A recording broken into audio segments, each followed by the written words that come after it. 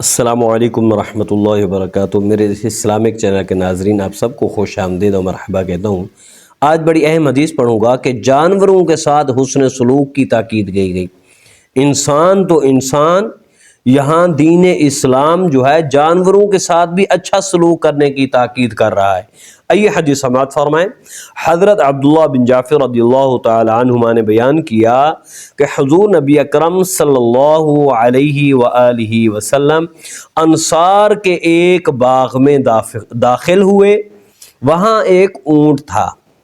آپ صلی اللہ علیہ وآلہ وسلم کو دیکھ کر وہ رو پڑا۔ وہ اونٹ جب حضور علیہ السلام کے چہرہ اقدس کو دیکھا، زیارت کی، تو وہ رو پڑا اور اس کی آنکھوں سے آنسو بہنے لگے۔ اونٹ کو بھی پتہ چل گیا میری فریاد سننے والے آ گئے ہیں۔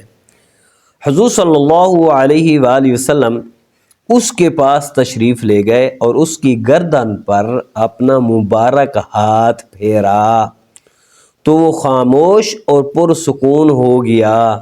اب اس کو سکون آ گیا، کیونکہ اب میری فریاد سننے والی شخصیت آ گئی ہے۔ اب میرا جو غم ہے اس کو خوشیوں میں تبدیل کرنے والی ذات آ گئی ہے۔ تو آپ صلی اللہ علیہ وآلہ وسلم نے فرمایا، مر رب ھذا الجمل لمن ھذا الجمل۔ میرے آقا نے فرمایا، اس اونٹ کا مالک کون ہے؟ یہ اونٹ کس کا ہے؟ انصار کے ایک جوان نے حاضر ہو کر عرض کی، یا رسول اللہ صلی اللہ علیہ وآلہ وسلم، یہ اونٹ میرا ہے۔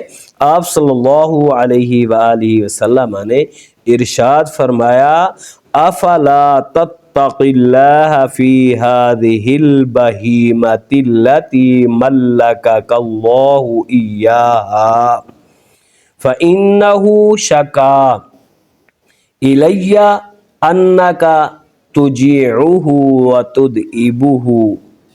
اب یہ جو حدیث ہے یہ سنن ابی داؤد شریف کے اندر موجود ہے، کتاب الجہاد میں، اور اس کا جو نمبر ہے یہ ہے 2549، اور یہی حدیث مسند احمد کے اندر بھی دو جگہ موجود ہے۔ ایک جگہ پر 1745 اور دوسرا جو نمبر ہے 1754 ہے۔ آئیے اس حدیث کا ترجمہ سماعت فرمائیں۔ میرے آقا نے فرمایا، جس جانور کا تمہیں اللہ تعالیٰ نے مالک بنایا، کیا بنایا؟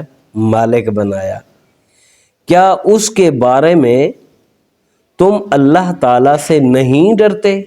کہ اللہ تعالیٰ نے تمہیں اس کا مالک بنایا ہے اور تم اسے نہیں ڈرتے؟ اللہ تعالیٰ سے ڈرنا چاہیے۔ یقیناً اس نے مجھے شکایت کی کہ تم اسے چارہ کم دے کر بھوکا رکھتے ہو اور زیادہ کام لے کر اسے تھکا دیتے ہو۔ اب میرے آقا نے جب اونٹ رو رہا تھا تو ہاتھ پھیرا۔ کیا پھیرا؟ ہاتھ پھیرا تو اس کو سکون ملا۔ جب اس کو سکون ملا، وہ خاموش ہو گیا، تو اب اس نے یہ شکایت لگائی، یا رسول اللہ صلی اللہ علیہ وآلہ وسلم، میں اس لیے رو رہا ہوں، میں اس لیے پریشان ہوں کہ میرا جو مالک ہے وہ مجھے چارہ کم ڈالتا ہے، گھاس کم ڈالتا ہے، بھوکا رکھتا ہے اور پھر کام زیادہ لیتا ہے، میں تھک جاتا ہوں۔ تو یا رسول اللہ صلی اللہ علیہ وآلہ وسلم، آپ اس کو یہ بات سمجھا دیں، یہ میرے ساتھ زیادتی نہ کرے، میرے ساتھ زیادتی نہ کرے، مجھے چارہ بھی زیادہ دے اور کام جو ہے پھر اس کے مطابق کرائے۔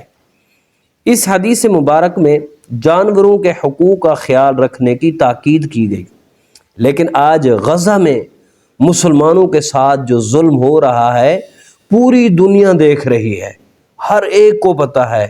لاکھوں مسلمان گھروں سے جو ہے وہ پریشان ہیں، ان کے گھر جو ہے بمباری کی وجہ سے توڑ دیے گئے، اور پھر ہزاروں کی تعداد میں زخمی ہیں اور کئی ہزار تو شہید ہو گئے ہیں۔ لیکن اسلام مسلمان انسان کے حقوق بھی بتاتا ہے، جانوروں کے بھی بتاتا ہے۔ یہاں یہ جانور ہو کر میرے آقا کی بارگاہ میں شکایت لگاتا ہے تو میرے آقا فرماتے ہیں ہاں بھئی اس کا مالک کون ہے، یہ ایسے تم کیوں کرتے ہو، اللہ تعالیٰ سے نہیں ڈرتے؟ تو وہ جو غزہ میں ظلم کر رہے ہیں، کیا اللہ تعالیٰ سے وہ نہیں ڈرتے کہ مسلمانوں کے ساتھ کتنا ظلم ہو رہا ہے، کتنا زیادتی ہو رہی ہے؟ یہ اسلام سب کچھ بتاتا ہے، سب کچھ بتاتا ہے، اور انشاءاللہ ان قریب اسلام کا پرچم بلند ہونے والا ہے، پوری دنیا میں لہرائے گا۔ اچھا، یہ بات کر رہا تھا جانوروں کے حقوق کی۔ اسلام ہمیں جانوروں کے ساتھ بھی حسن سلوک کے ساتھ پیش آنے کی تاکید کرتا ہے، لہٰذا ان کے چارہ پانی کا خوب دھیان رکھنا چاہیے، ان جانوروں سے ان کی ہمت کے مطابق ہی کام لیا جائے، جتنا وہ کام کر سکتا ہے، جب تھک جائے بس، ورنہ اللہ تعالیٰ کی بارگاہ میں جواب طلبی ہوگی۔ وہ جانور شکایت لگائے گا، اللہ تعالیٰ فرمائے گا ہاں بتاؤ اس کے ساتھ تم نے یہ ظلم کیا تھا، تو پھر اس صورت میں ہم وہاں کیا جواب دیں گے؟ تو حدیث نبوی سے معلوم ہوا حضور صلی اللہ علیہ وآلہ وسلم جانوروں پر بھی رحمت و شفقت فرماتے تھے، رحمت و شفقت فرماتے ہیں۔ تو یہ بھی ثابت ہوا کہ جانور آپ کو پہچانتے ہیں، جانور پہچانے اور مسلمان نہ پہچانے، میرے آقا پر درود نہ پڑھے تو پھر اس مسلمان سے تو جانور بھی اچھا ہے۔ اور آپ صلی اللہ علیہ وآلہ وسلم تمام چیزوں کی، جانور نہیں بلکہ ہر چیز کی بولیاں جانتے بھی ہیں، سمجھتے بھی ہیں۔ تو یہ تو اس دین اسلام ہمیں جانوروں کے ساتھ اتنا خیال کرنے کی تاکید کرتا ہے، تو مسلمانوں کا بھی ایسے ہی اس سے بڑھ کر خیال کرنا چاہیے۔